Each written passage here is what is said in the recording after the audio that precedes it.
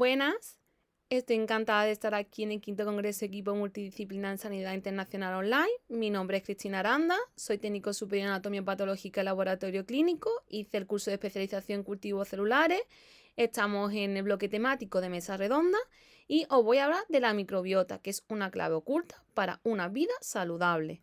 Vamos a pasar un poquito, a ver, estupendo. Pues esa soy yo, Cristina Aranda. Ahora mismo estoy trabajando como técnico de apoyo en el área de ecología, en la UPO, en Palo de Olavide, en Sevilla. Y soy más conocida en redes con mi marca personal, My World Lab. Así que ya me conocéis un poquito más y vamos a hablar, primero de todo, un índice para que os situéis. Vamos a tratar conceptos, ¿no? Para que tengamos claro de qué estamos hablando, los tipos que existen de microbiota, en otros lugares muy interesantes que también microbiota, factores que influyen en lo que vamos a hablar, un impacto, que la microbiota tiene mucho impacto, qué se hace en el laboratorio con ella, un tratamiento, otros aspectos que me parece interesante y unas conclusiones para que nos quedemos con los conceptos fundamentales. Así que vamos allá. Primero de todo, ahí vemos muchos bichitos en la imagen, pero Cristina, ¿de qué me vas a hablar? Vale, pues la microbiota lo conocemos como flora humana, microflora, ese conjunto de microorganismos, un ecosistema que habitan en diferentes partes de nuestro cuerpo. Puede ser tracto gastrointestinal, la piel, la boca, en un entorno específico. Estos microorganismos incluyen bacterias, virus, hongos y protozoos. Históricamente los microorganismos eran considerados enemigos de la salud. Sin embargo, en las últimas décadas la ciencia ha estudiado, y se está estudiando muchísimo, que estos microorganismos son beneficiosos y que solo un 1%, como podéis ver, es potencialmente perjudicial, porque hay perjudiciales, claro, hay algunos que son malos, pero la mayoría son beneficiosos y desempeñan funciones que son fundamentales y juegan papeles que son esenciales y veremos más adelante. Este cambio de paradigma ha llevado a que la microbiota sea algo que se habla hoy en día y que un foco central en la investigación biomédica. Se solía escuchar que la microbiota era un órgano olvidado. ¿Por qué se decía esto? Porque durante mucho tiempo no se comprendió la importancia que tenía este concepto. Y ya veremos que es que funciona en la digestión, en vitaminas, está por todos lados. Y no solo en microbiota del ser humano, sino microbiota del entorno, microbiota de suelo. Es decir, estamos rodeados de microbiota y somos microbiota, me gusta decir. Es un concepto muy importante que es el que no se debe liar uno con una que es microbiota y que es microbioma. Son dos conceptos que escuchamos muy a menudo.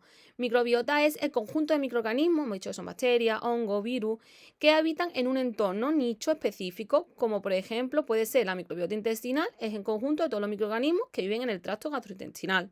En cambio, el microbioma es algo más grande, no solo se refiere a los microorganismos, sino también a su material genético, al entorno en el que habitan, es decir, incluye tanto los genes de la microbiota como las interacciones incluso que tiene con el ambiente, es decir, es una visión más amplia.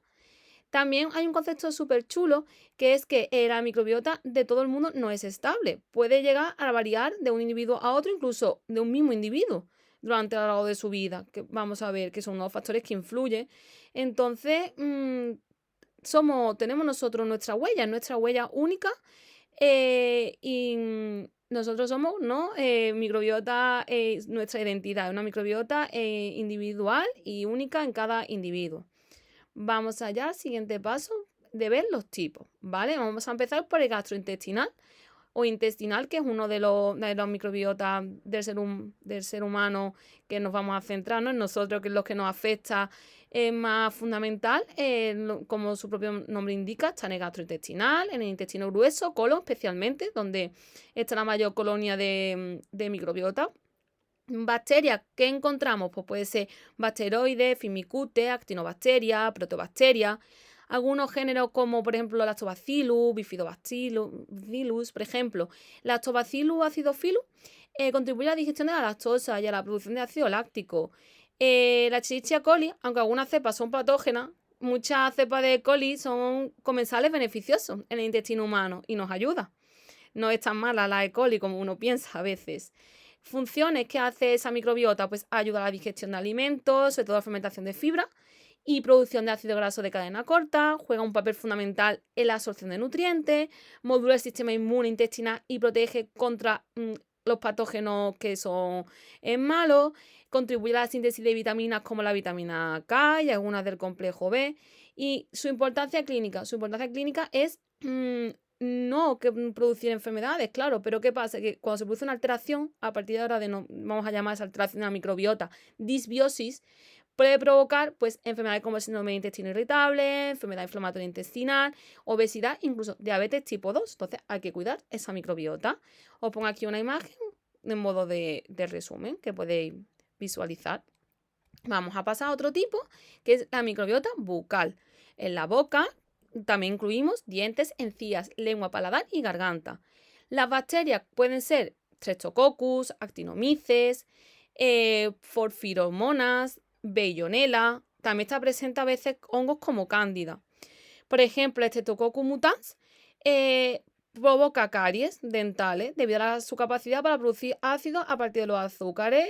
En cambio, por ejemplo, el porfiromonas, perdón, que los nombres de las bacterias es un mundo. Gingivalis está también asociada con enfermedades periodontales.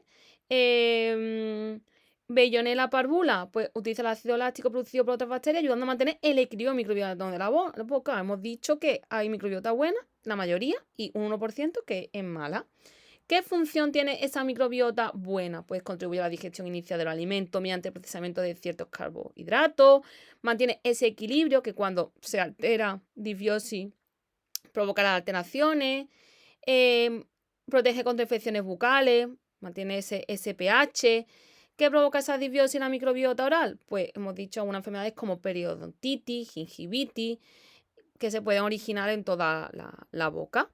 Pasamos a otro tipo que es también muy interesante, que vamos a pasar, si me hace caso la presentación, ahora, es la piel, ¿vale? La piel es toda la superficie de la piel, es decir, que sabemos que varía en grasa, en humedad, pues puede ser zona seca, los folículos pilosos, las áreas húmedas, ¿no? Como las axilas y las ingles, todo lo que viene siendo la piel que nos recubre. Bacterias como puede ser Propionibacterium, que ahora se llama Cutibacterium, Staphylococcus, Corynebacterium. Por ejemplo, el Lactobacillus crispatus lo que hace es que ayuda, por ejemplo, también a mantener pues, el pH. Actúa, ¿no?, como una barrera esa piel física y química. ¿Qué pasa? Que cuando se altera esa microbiota, pues provoca pues acné, dermatitis atópica, no se puede abusar de ciertos jabones. Entonces, bueno, la microbiota se altera y provoca esto, pero bueno, hay algunos que, que no los altera, claro. Y bueno, hay siempre, incluso esa microbiota produce sustancias antimicrobianas naturales. Es súper curioso. Vale, pasamos a la siguiente, vale, tipo de microbiota. Vamos a ver, que a ver si me hace caso. Vale, no me quiere hacer caso, perfecto, vale. Empiezo con una pregunta. El 21%, tan solo 1 de cada 5 mujeres afirma saber exactamente qué significa el término microbiota vaginal. O sea, un porcentaje de personas que no saben qué es la microbiota vaginal, ¿no? ¿De qué se compone? Bueno, pues la microbiota es todo lo que es la vagina, todo lo que es el canal vaginal, todo el aparato reproductor femenino. Está dominada por bacterias del género Lactobacillus, que produce ácido láctico manteniendo el pH no ácido, ¿no?, de 3,5 a 4,5, que es lo óptimo, que protege contra infecciones, ¿no? Lactobacillus crispatus, el INES, el Yersei, el Cadenella vaginalis, Prebotella vivis. Entonces, bueno, gracias a la producción esta de ácido láctico, la microbiota favorece ese entorno, ¿no?, y defiende contra la microbiota y se actúa como una barrera y también facilita la producción de moco protector por la parte del epitelio vaginal, que mantiene que los patógenos estén a raya. ¿Qué pasa esa microbiota, esa disbiosis cuando se altera?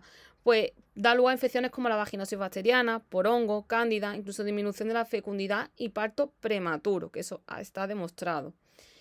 Vamos a pasar de tipo de microbiota. Vale, tracto urinario. Pues el tracto urinario en la uretra contempla también el inferior. En las mujeres se compagina o se superpone realmente con la microbiota vaginal. ¿Qué composición tiene podemos ver aquí? Pues aunque es menos abundante, una zona que es menos abundante en la microbiota que en otros sitios, se encuentran bacterias como Lactobacillus, el Streptococcus, sobre todo especialmente en mujeres. Por ejemplo, en el tracto urogenital femenino podemos ver Lactobacillus gasseri, en el masculino podemos ver Corynebacterium glucuronolithicum, por ejemplo, en general Ureaplasma uralithicum. Entonces, ¿cuál es la función? Contribuye a proteger el tracto urinario de infecciones como patógenos, protege nuestra salud. Pasa que también, bueno, puede estar implicado en infecciones urinarias cuando se le va, ¿no?, un poco la disbiosis, la olla. También se ha investigado ahora últimamente mecanismos, ¿no?, de ese ácido láctico, ¿no?, que crea un poco, ¿no?, que está ahí como que mantiene ese pH a rajatabla, pero también como se le vaya a la olla, perjudica. Entonces, bueno, está ahí un poco ese estudio tal. Em, los lactobacillus producen otras sustancias y metabolismo antibacterianos, como el peróxido de hidrógeno, que también brinda una protección contra los patógenos, de la misma manera que la microbiota intestinal, la microbiota urinaria, pues tiene esa barrera, ¿no?, que provoca que los patógenos no entren. Pues si se le va la olla, al revés, ¿no? Como que son ellas las malas las que lo perjudican. Entonces, bueno, básicamente, como sucede en todas las microbiotas, si se rompe el equilibrio, pues en la composición de la microbiota urinaria pasa lo mismo. Entonces, los estudios publicados hasta la fecha han demostrado que la microbiota urinaria desempeña sin lugar un papel en las infecciones urinarias. Entonces, un ejemplo es que una menor diversidad en la microbiota urinaria puede aumentar el riesgo de contraer infecciones urinarias. Además, ciertos trastornos como la incontinencia urinaria, la cistitis intersticial, las infecciones de transmisión sexual, también se han asociado con alteraciones de la microbiota urinaria. Pero como comento, esto es algo que está en constante estudio y seguramente lo que comente aquí dentro de unos años estará desfasado, porque es un estudio que va cambiando y se va aprendiendo cosas nuevas. Entonces, bueno, un tema que la verdad que es muy bonito y que está en constante crecimiento. Y como siempre os dejo ahí una imagen para que veáis pues lo que os comento. Vale, vamos a pasar con una microbiota que es del nasal y el tracto respiratorio superior. Comprende por lo que son las cavidades nasales y el tracto respiratorio superior, como su nombre propiamente indica, que sería la faringe y los senos paranasales. ¿Qué bacterias hay aquí? Pues el Staphylococcus, Corynebacterium, Moracella, Staphylococcus, por ejemplo, el aureus, la Moracella cataralis. ¿Y qué función tiene esta microbiota? Bueno, pues actúa como una barrera contra patógenos, como siempre es como el principal, ¿no?, función, pero también modula la respuesta inmune en el tracto respiratorio. ¿Qué pasa si hay una disbiosis? Pues infecciones respiratorias, recurrentes, sinusitis crónica, asma también. Vale, pues vamos a pasar al siguiente, que ahora vamos a ir con el inferior, tracto respiratorio inferior. Vale, pues puede ser los pulmones, vamos, que pueden ser, no que son, los pulmones y los bronquios. Aunque antes se pensaba que los pulmones eran estériles, hace allí por el año de la año atrás, estudios recientes han identificado bacterias como Prebotella, Bellonella y Streptococcus. ¿Qué función tiene esta microbiota, Cristina? Pues mantiene el equilibrio inmune en los pulmones, protege contra infecciones de los pulmones. ¿Qué pasa si hay una alteración? Pues microbiota pulmonar o enfermedades puede estar relacionada, todo como digo en estudios, por la EPOC, que son las enfermedades pulmonares obstructivas crónicas, y el asma. Vamos a pasar el estómago.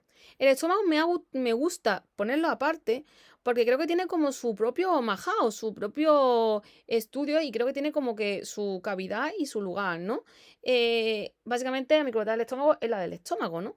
Pero claro, me resulta muy familiar y muy curioso, ¿no?, que el ambiente ácido limita el crecimiento bacteriano y se encuentran microorganismos como puede ser el Helicobacter pylori, que puede estar asociado con úlceras gástricas y alguna especie de lactobacillus.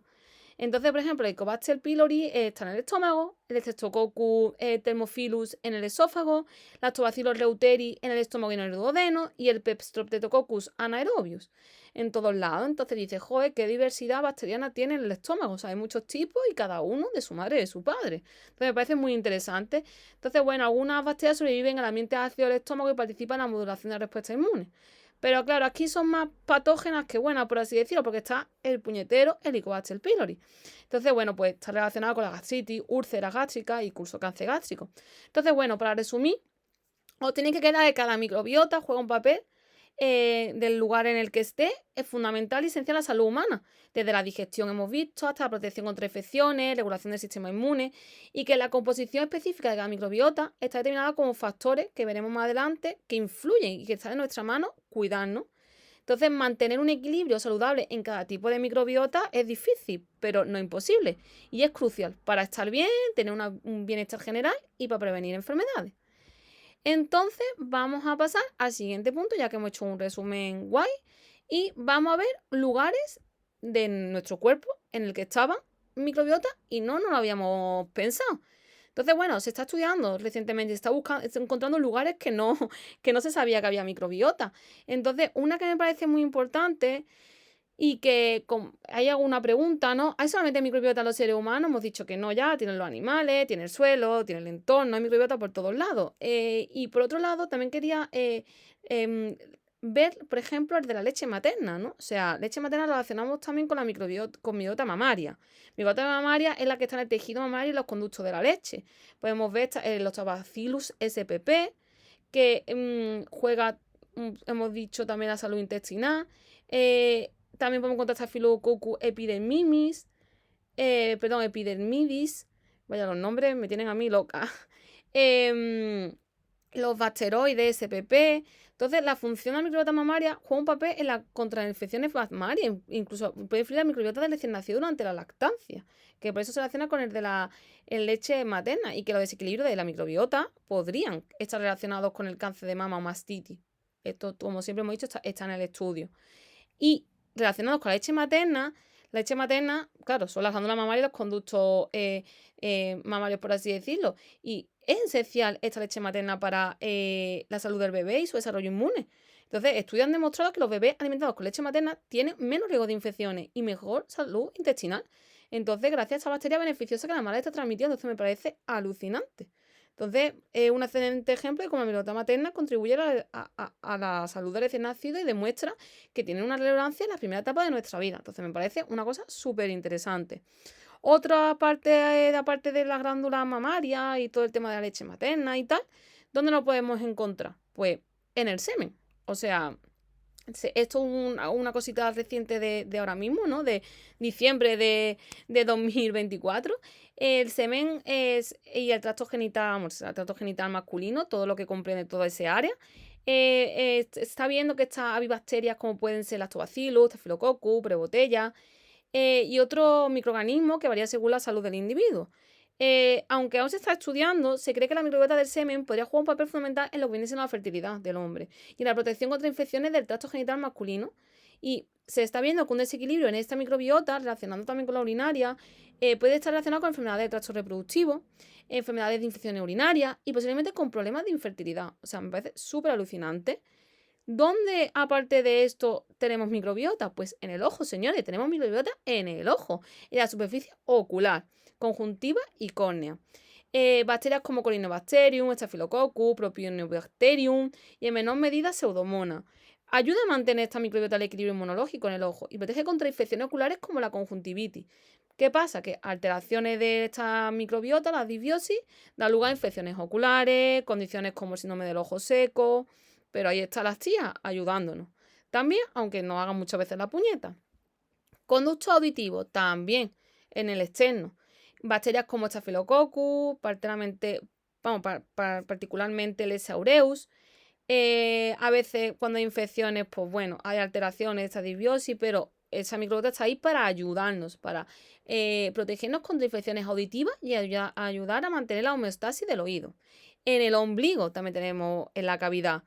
Y se ha encontrado, curiosamente, que alberga una amplia variedad de bacterias, muchas de las cuales pueden variar considerablemente entre personas. O sea, algunas, por ejemplo, pueden ser Bacillus, Corynebacterium, y aunque no tiene una función ahí muy claramente que se haya todavía dicho, pero se cree que se puede actuar como una barrera protectora contra infecciones cutáneas en la zona del ombligo.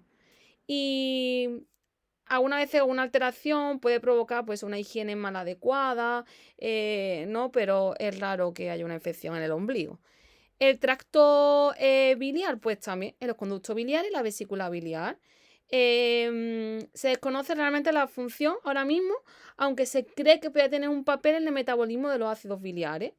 Y es verdad que se ha demostrado que la presencia de bacterias en la vesícula o conductos biliares puede estar relacionada con infecciones como la colangitis, la colecistitis y formaciones de cálculo biliar. Entonces, bueno, esto es unos ejemplos que en lugares donde no nos imaginábamos se está descubriendo y se sigue descubriendo hoy en día cómo existe microbiotas que no sabíamos ni, ni que existían. Os voy a poner unas fotos para que veáis, bueno, por los tipos de género de microbiota de leche materna. En el izquierdo y en el derecho hay una microbiota del semen, ¿vale? Que está con una tinción que se utiliza en el laboratorio, tinción de Gram. Y podemos ver como la foto A puede ser tipo Lactobacillus iners, el B, el Lactobacillus crispatus, que el C es el Lactobacillus iners con crispatus y en el D es el Ineris Streptococcus agalactiae. Entonces se está demostrando, como hemos dicho, ¿no? Lo que he contado de que hay una microbiota propia en el semen, ¿no? Vale, pues bueno, vamos a pasar a otro tema. Ya hemos visto, bueno, qué consiste, dónde está la microbiota, los tipos, en lugares donde no lo sabíamos. Vamos con los factores. ¿Qué factores influyen? Vale. Los factores ambientales influyen también, ¿eh? Ojo, importante.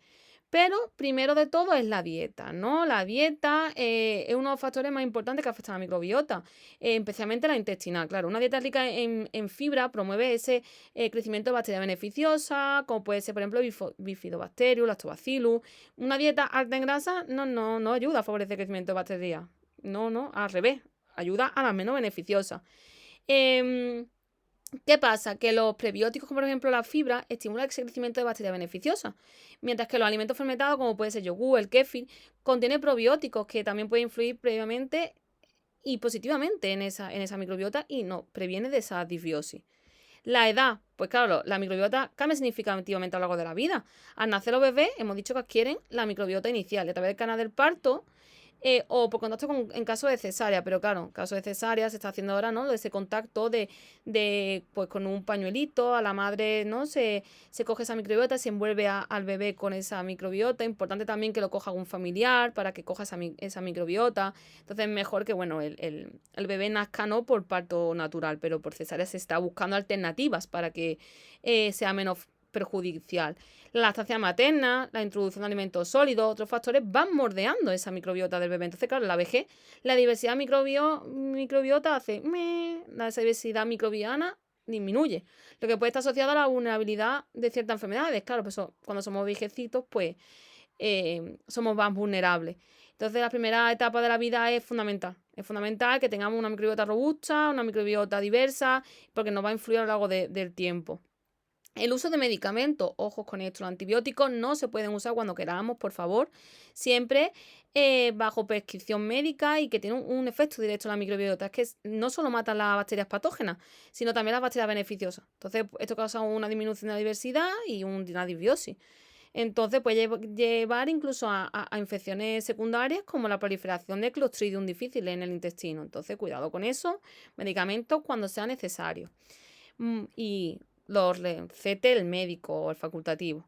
Modo de nacimiento. Hemos dicho que el modo de nacimiento lo hemos estado hablando un poquito, que hay que tener cuidado sugiere eso, que los niños nacidos, ¿no? Se están viendo que por cesárea tienen una mayor predisposición a desarrollar alergias, asma, obesidad, lo que puede estar relacionado con diferencia de eso, con una diferencia de microbiota inicial.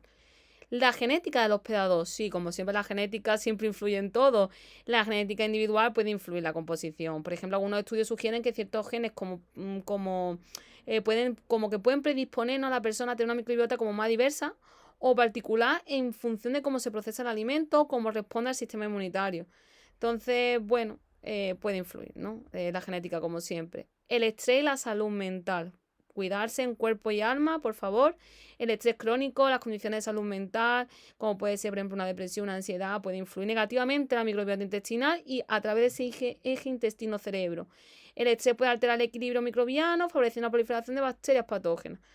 Y la higiene, hemos dicho la exposición ambiental, ¿no? Las personas que viven en áreas rurales o que están en contacto con animales tienden a tener una microbiota muy diversa y diferente, lo que puede, bueno, pues ser protectora frente a alergias, enfermedades autoinmunes, una actividad física, También el ejercicio regular puede ayudar a promover una microbiota más diversa y saludable.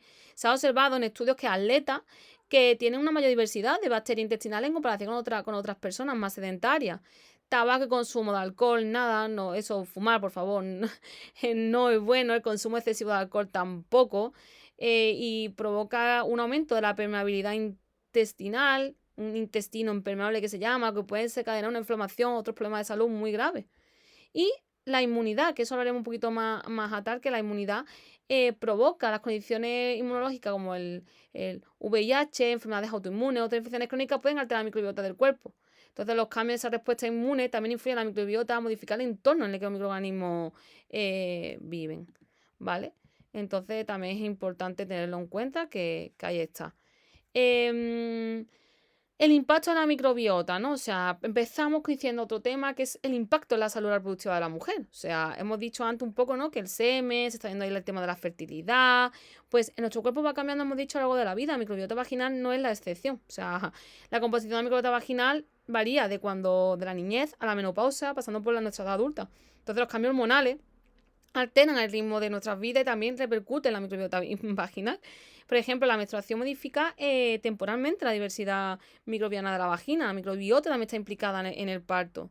Entonces, durante el embarazo se producen cambios fisiológicos que facilitan la adaptación del cuerpo de la madre al feto y viceversa. La mujer embarazada, la microbiota vaginal es más estable, menos rica, menos diversa, mientras que las altas concentraciones de estrógeno pues están garantizando el predominio absoluto de la lactobacillus. Que al llegar a la menopausia, la microbiota vaginal encuentra un nuevo equilibrio, ¿no? Es como un poco un ciclo. Entonces, es importante cuidarse siempre, ¿no? Depende de la etapa en la que estemos. Y hemos dicho tres cosas fundamentales que me gustaría tratar y hacerle su parte, ¿no? Que es microbiota e inmunidad, microbiota y salud mental, microbiota e enfermedades crónicas. Es decir, la microbiota del sistema inmunológico, em, hemos dicho que regula esa producción, la microbiota intestinal regula esa producción, ¿no? Ese sistema inmune. Regula la producción de citoquinas, moléculas que actúan en la comunicación celular del sistema inmunológico. Algunos microorganismos como Lactobacillus, Bifidobacterium promueven la producción de citoquinas antiinflamatorias como la IL-10 que ayudan a reducir la respuesta inmunológica excesiva. Estimula la maduración de células inmunes como los linfocitos T, reguladores, que ayudan también a prevenir respuestas autoinmunes. Entonces, bueno, el sistema inmune mayormente investigado por las alteraciones huésped microbiota en la mucosa intestinal. Se está estudiando ahora mismo porque tiene una capacidad enorme de establecer tolerancia hacia una cantidad enorme de microorganismos inofensivos. Sin embargo, hay un problemilla que responde ferozmente a comensales patógenos o intrusos. Entonces, en un estado saludable, la respuesta inmune del huésped está compartimentada o compaginada con la superficie de la mucosa intestinal. Esta se compone de una densa capa de moco que separa el epitelio intestinal de los microbios residentes. Entonces, bueno, organizada y estable, además, alrededor de mucina hiperglucosilada, que es MUC2, que no solo ofrece protección y blindaje estético, sino que también limita la generación de respuestas inmunes a través de inducir un estado antiinflamatorio en las células dendríticas entéricas. Entonces, ¿qué pasa? Que también están relacionadas con la disbiosis, con las muchas enfermedades autoinmunes, porque en concreto la disbiosis intestinal puede contribuir a la activación adecuada del sistema inmunológico, lo que es relacionado con enfermedades autoinmunes como puede ser la esclerosis múltiple o la artritis reumatoides e incluso alergias también. Entonces, con los primeros años de vida, entonces es súper interesante como todo está relacionado, ¿no? O sea, increíble. Salud mental, en ese eje intestino-cerebro.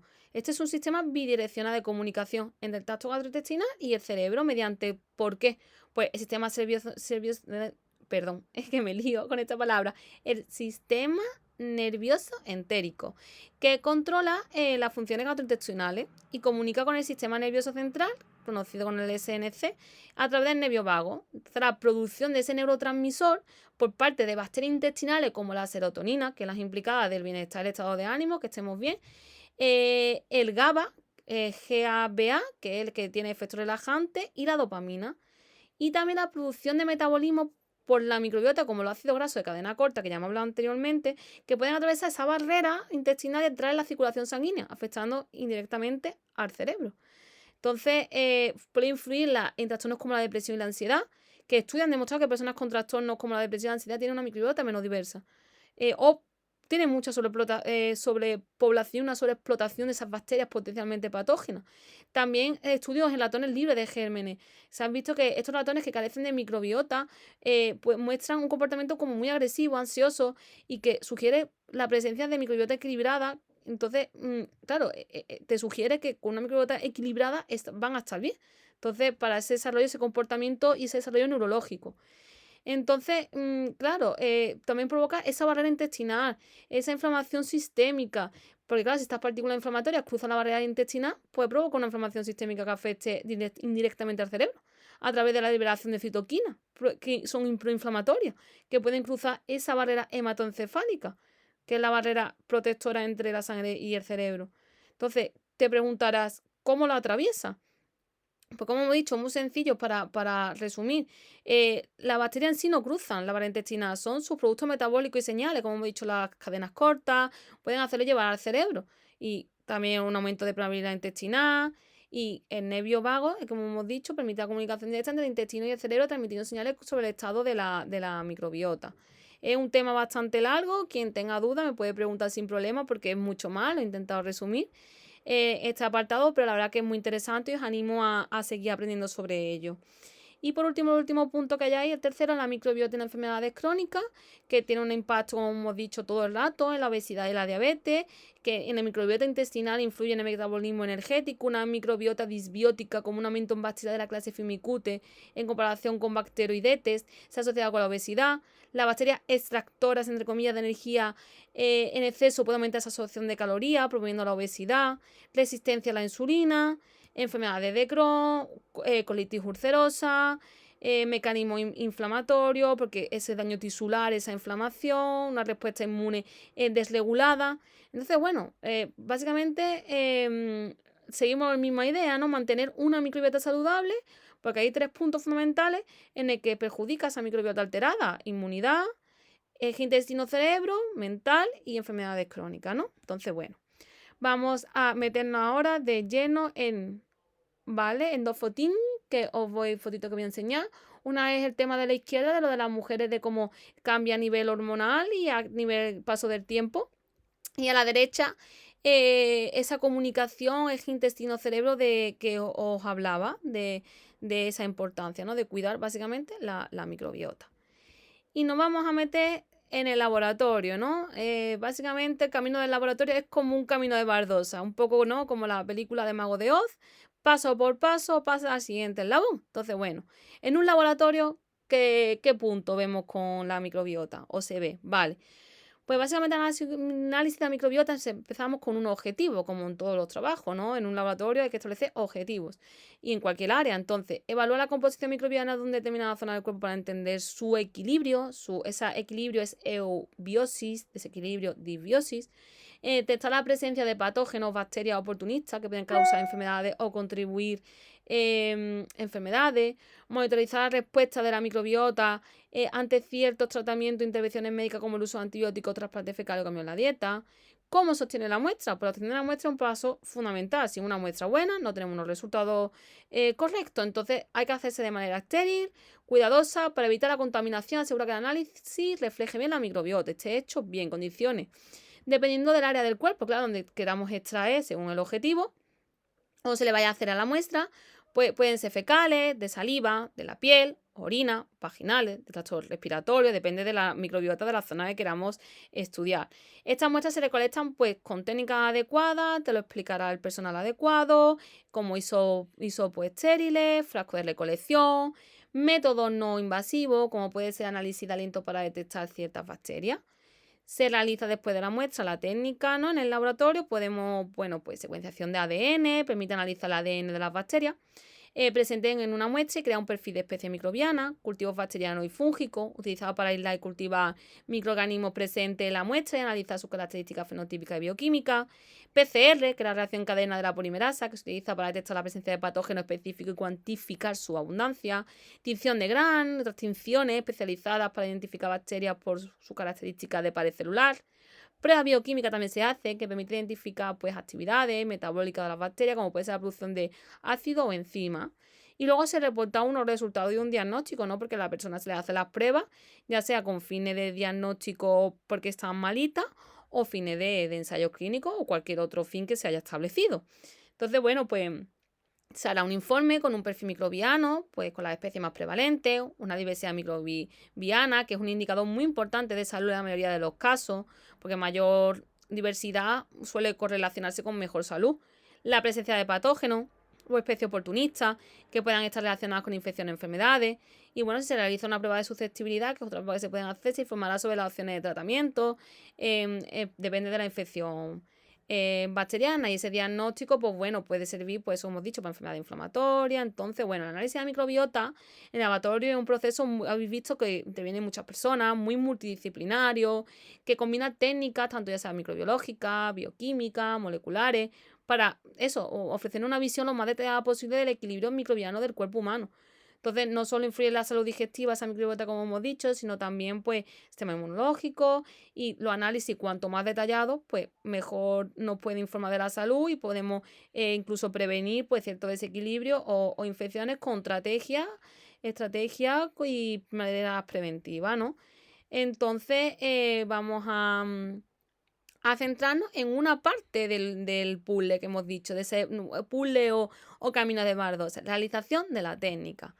¿Por qué? Porque ya hemos dicho que hay mucha diversidad de técnicas que podamos hacer, ¿no? En ese punto de cuando nos ponemos trabajo en la masa en el laboratorio, y que depende de lo que queramos, pues se puede hacer un millón de estudios. Entonces, bueno, hemos dicho que hay estudios de la composición microbiana, como puede ser la 16S de la RNAR, que es la técnica común para identificar bacterias, que, bueno, el gen 16S es altamente conservado, lo que permite que clasifique bacterias con gran precisión.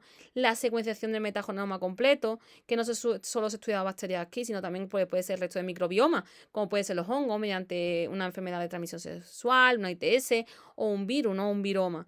Entonces, aquí el objetivo, por ejemplo, es identificar qué microorganismo compone una microbiota. Se utiliza normalmente eso, técnicas también de secuenciación masiva, los NGS, ¿no? Porque nos permiten analizar el ADN de los microorganismos presentes en una muestra y obtener como un perfil taxonómico completo. Entonces aquí se estudia todo: bacterias, arqueas, hongos, virus. Por ejemplo, ese es un objetivo. Otro objetivo, análisis de la funcionalidad. Pues entender qué están haciendo. Entonces, pues se estudia, por ejemplo, pues metabolómica, metatranscriptoma. Por ejemplo, en la metabolómica se analiza el conjunto de metabolismos producidos por los microorganismos, ácido graso, por ejemplo, de cadena corta, que hemos dicho ya que tienen un fundamental en salud intestinal. Ese estudio de interacción del microbioma y el hospedador también se estudia. Modelos in vitro se puede estudiar, como por ejemplo cultivos celulares intestinales, como la célula CACO2, que ellos estudian, pues, interacción de ciertos componentes de la microbiota con las células epiteliales del intestino. Modelos de ratones, como he hablado, libres de gérmenes. Estudios de los probióticos y de los prebióticos también se estudian, claro. Los compuestos que promueven el crecimiento de estos microorganismos, capacidad para mejorar el equilibrio en cultivos bacterianos, estudio de fermentación enzimática in vitro, estudiar la microbiota y su relación también concreto con enfermedades sistémicas, ¿no? Con el intestino cerebro, el eje intestino-cerebro, esas funciones neurológicas, inflamatorias, mediante, pues, estudio de biomarcadores, como que puede indicar a lo mejor, pues, enfermedades neurodegenerativas como el Alzheimer, estudio de la maduración y respuesta de ese sistema inmune. La verdad es que es mucho la diversidad y el conjunto de herramientas que se puede analizar mediante la microbiota. También, hombre, el famoso trasplante de microbiota intestinal, de trasplante de microbiota fecal, que es como se llama, TMF para la microbiota intestinal, que, bueno, es una técnica emergente que se está utilizando hoy en día, de un donante saludable a una persona con disbiosis grave, y que se puede hacer mediante qPCR, que ahora un poquito más adelante lo veremos, técnica de cultivo bacteriano, cromatografía de gas, espectrometría de masa y citometría de flujo, ¿no? Entonces, bueno, hay diversidad de técnicas que se pueden hacer en el laboratorio, y nos vamos a centrar en el estudio de composición microbiana, ¿vale? Un estudio de composición microbiana, hemos dicho que es la secuenciación de 16S, ¿no? Que lo he explicado anteriormente. Entonces, es muy importante, como siempre en todo esto, cuidar las condiciones de trabajo, metodología, protocolo, personal cualificado, buenas prácticas, preparación del material, son técnicas muy delicadas que tiene que tener todas las técnicas asepsia y me parece un punto muy fundamental en el mundo del laboratorio de tener constancia y ser muy precavido y tener esas buenas prácticas clínicas presentes.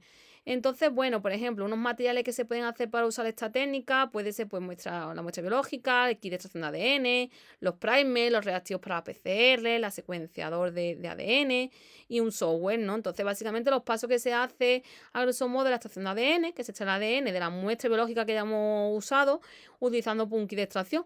Entonces esto ya implica pues, lo de la lisis, para liberación del ADN, esa purificación, esa precipitación del ADN. Luego se amplifica por PCR usando los primers que van a amplificar la región del gen 16S-RNAR. Esta región se especifica para bacterias y permite su identificación. Después la secuenciación, que se puede usar, por ejemplo, un secuenciador de alto rendimiento, como puede ser NGS, y lee la secuencia de base de cada fragmento amplificado. Y luego ese análisis bioinformático, porque los datos hay que saber interpretarlos. Entonces, obtenido de la secuenciación, pues se procesa mediante software bioinformático comparando las secuencias con base de datos de bacterias conocidas para identificar la especie presente. Entonces, un poco lo que se hace aquí, ¿no? Entonces, ¿qué técnicas importantes? Pues hemos hablado, ¿no? Pues la qPCR, que es una PCR cuantitativa, la técnica de cultivos bacterianos, la cromatografía, la citometría de flujo y la extinción de pruebas bioquímicas. Me voy a centrar porque me parece una técnica muy chula lo que es la citometría de flujo, ¿no? Por eso está ahí el clic, porque vamos a darle clic y vamos a pasar al siguiente. Entonces, bueno, esto es pongo una imagen, ¿no? De cómo se haría por una citometría de flujo, un estudio de inmunidad para el tema de la microbiota. La citometría de flujo es un aparato que permite analizar y clasificar células del sistema inmune y nos permite, ¿no? Ver la interacción que tiene con la microbiota. Entonces, esta técnica se utiliza para estudiar cómo la microbiota influye en la activación de esas células inmunes, como puede ser los linfocitos T o las células dendríticas. Entonces, bueno, pues lo que se hace es que una suspensión de células, extraída, por ejemplo, de un tejido intestinal o de sangre periférica, unos anticuerpos monoclonales específicos conjugados con fluorocromo, un buffer de suspensión celular, puede ser, yo que sé, un PBS con 1% de BSA, un citrómetro de flujo, por ejemplo, de la marca BD Faxcanton, pero puede ser cualquiera, unos tubos de citrometría de flujo y un software de análisis de datos, como puede ser, por ejemplo, CS Express.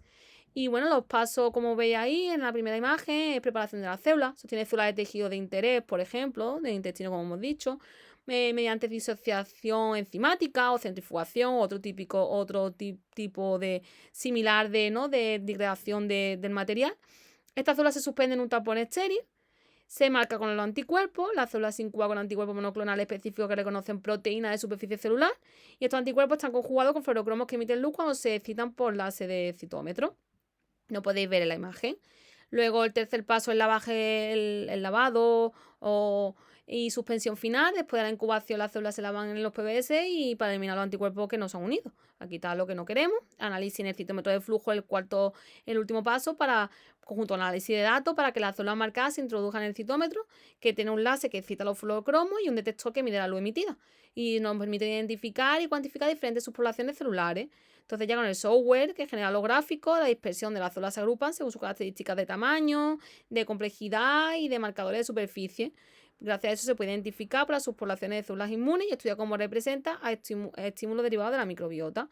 Entonces así es como funciona pues, un citrómetro de flujo a gran escala y su implicación en el mundo de la microbiota. Entonces, bueno, ahí podéis ver que también lo último que he comentado de esa interpretación de datos y que el uso de la inteligencia artificial está pegando fuerte y que se están utilizando también para ayudarnos, ¿no? A procesar datos más rápido y que el uso de la IA también está a la orden del día y también se usa en estos campos. No hay que olvidarse que las tecnologías avanzan y como toda la vida tiene su parte buena y su parte mala, pero a nivel sanitario, a nivel de investigación, pues están ahí, está creando grandes avances y grandes ayudas, ¿no?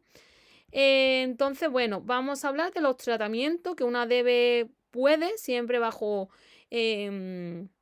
bueno, pues prescripción médica o persona cualificada, un dietista, te aconseje o incluso propiamente una va probando y qué le sienta mejor, qué le sienta peor, porque realmente está a la mano de uno el preocuparse, el buscar ayuda, el informarse para tener esa microbiota mejor, que hay que cuidarse. Entonces, bueno, em, me pareció muy curioso que también que se usa mucho ahora prebiótico, ¿no? Y prebiótico, que sepamos realmente cuáles son las diferencias, ¿no?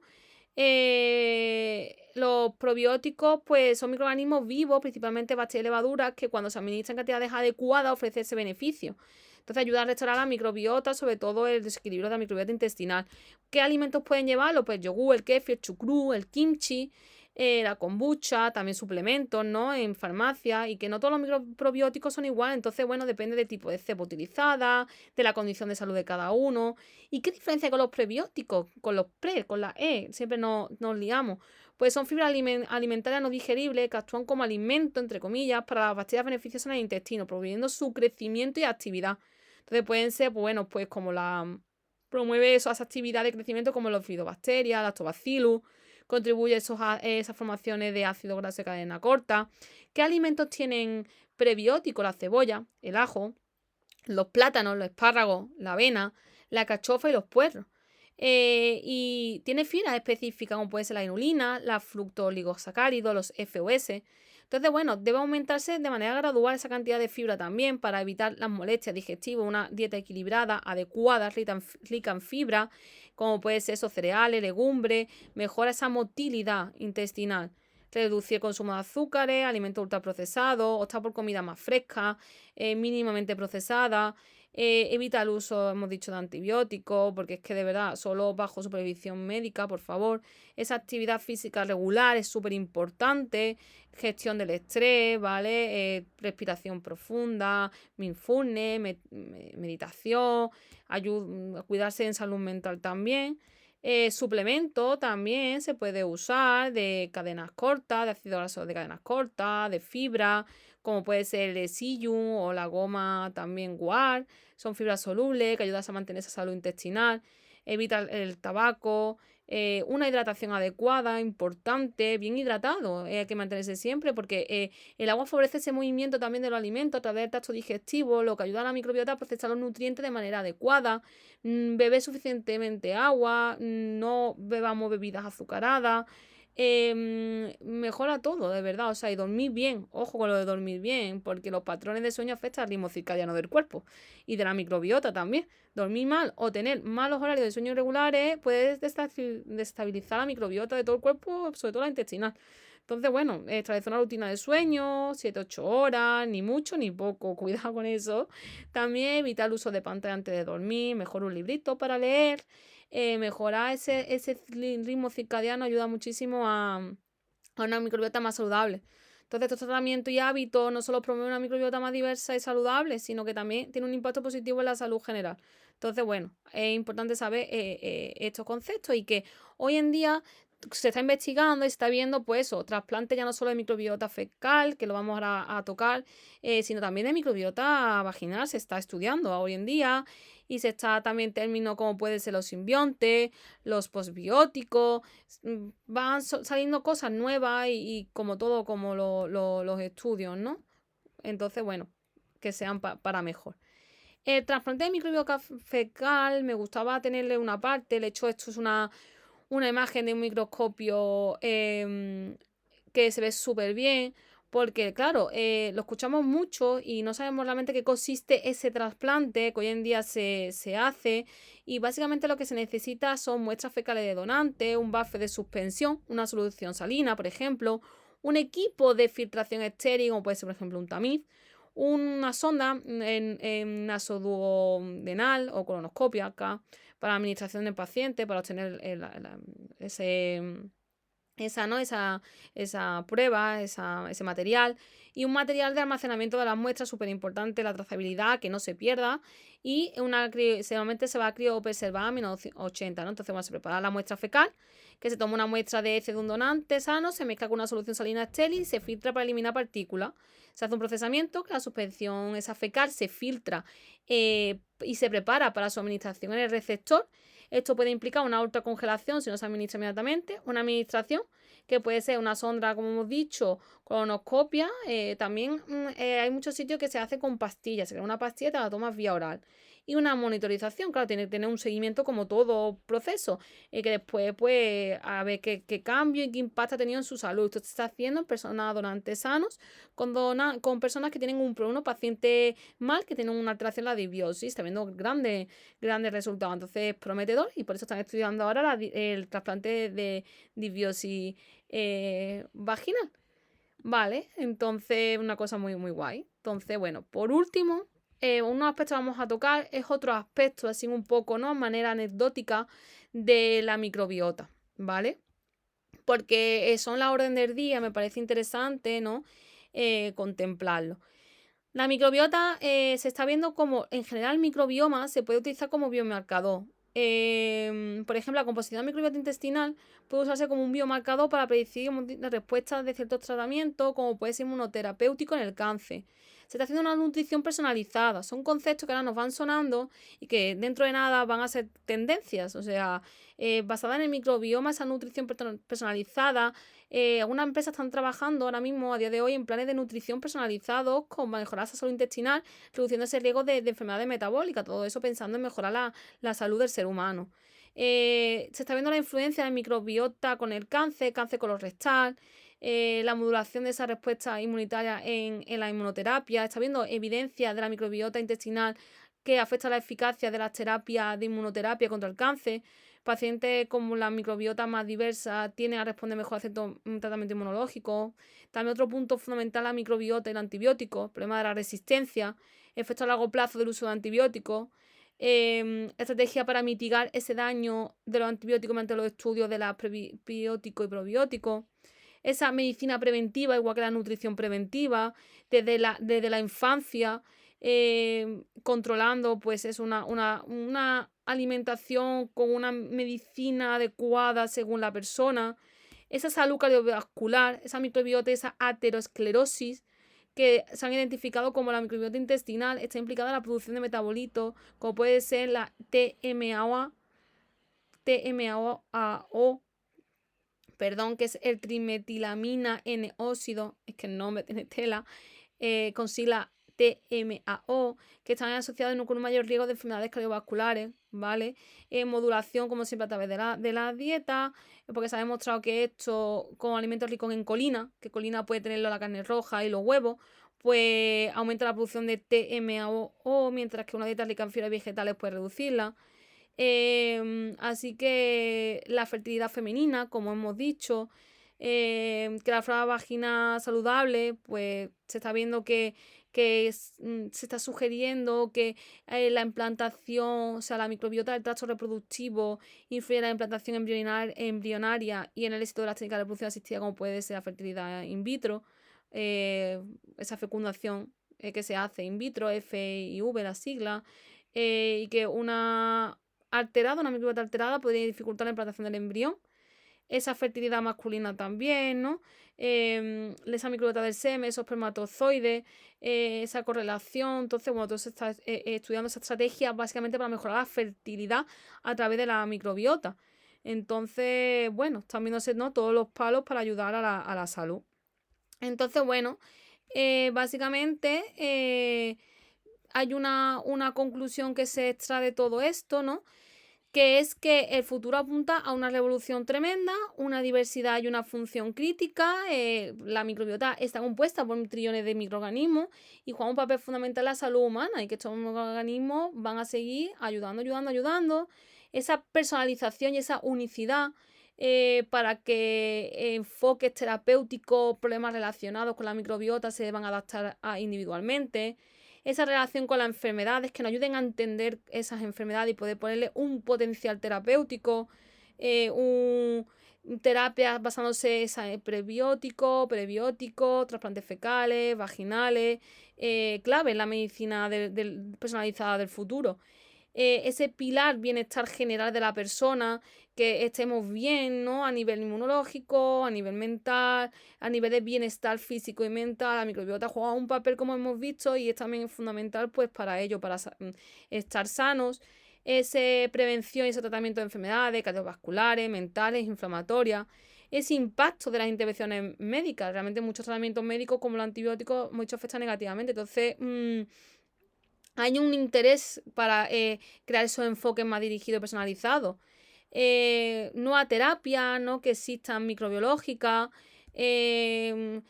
tecnologías avanzadas que estamos teniendo ahora en día, crea que, bueno, que básicamente se cree una mejor innovación, una mejor personalización y básicamente el conjunto del futuro de la microbiota apunta a una revolución en el tratamiento de enfermedades, en la mejora de la salud pública, en la concienciación de las personas, en el diseño de estrategias, en esa nutrición y medicina personalizada y sobre todo esa concienciación de la población en el que hay que cuidarse, ¿no? También esa microbiota que los bichitos pues no lo van a agradecer.